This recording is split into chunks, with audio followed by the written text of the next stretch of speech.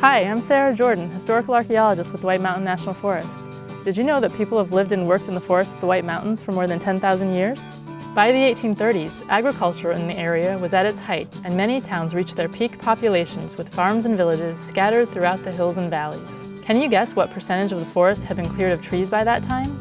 Is it 20%, 40%, 60%, or 80%?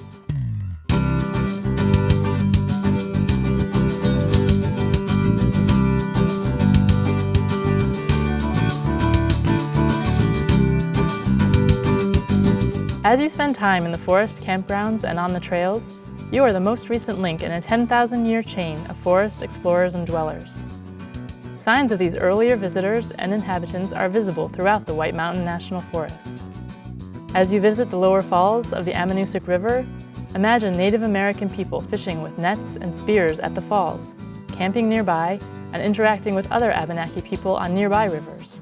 Stop by the Russell Colbath House on today's busy Kancamagus Highway, and imagine life 200 years ago on what was a remote family farm. Many such farms once spread among the valleys of the White Mountains and flourished for a brief period before economic, social, and technological changes led to their abandonment in the period after the Civil War.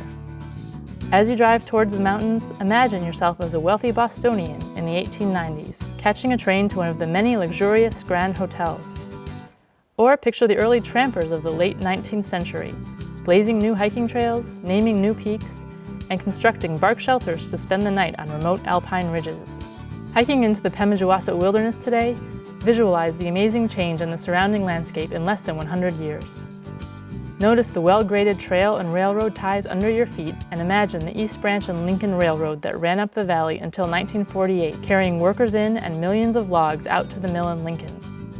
Hear the chug of the locomotive, the ring of the axe, and the voices of French-Canadian loggers who spent long winters in remote logging camps. Picture the gradual abandonment of those camps after World War II as the land came under Forest Service management, and the construction of hiking shelters in many of the clearings where the logging camps had been. Imagine the change once again as the forest recovered and the area was designated wilderness in 1984, resulting in the removal of many of those shelters. These changes are all parts of our White Mountain heritage. Put yourself in the place of one of the hundreds of young workers in the Civilian Conservation Corps camps across the forest during the Great Depression, having left his home and family in the city to earn a living wage building many of the roads, trails, campgrounds, and attractions we use and value today. As you enjoy your visit to the White Mountain National Forest, take from the history of this place a sense of connection to all those who have come before. We hope you see yourself as a part of their legacy. Visit, enjoy, photograph, and reflect. But please remember that these are special and fragile places, and federal laws prohibit the disturbance of these sites and the removal of artifacts. Please help protect these non-renewable resources and preserve them for the benefit of future generations by leaving them as you find them. So, did you guess how much of New Hampshire was cleared of trees by the 1830s? At the height of sheep farming, as much as 80% of New Hampshire was cleared farmland. 25% of northern New Hampshire was farmed by the mid-19th century, with open pasture even up to the summit of some mountains.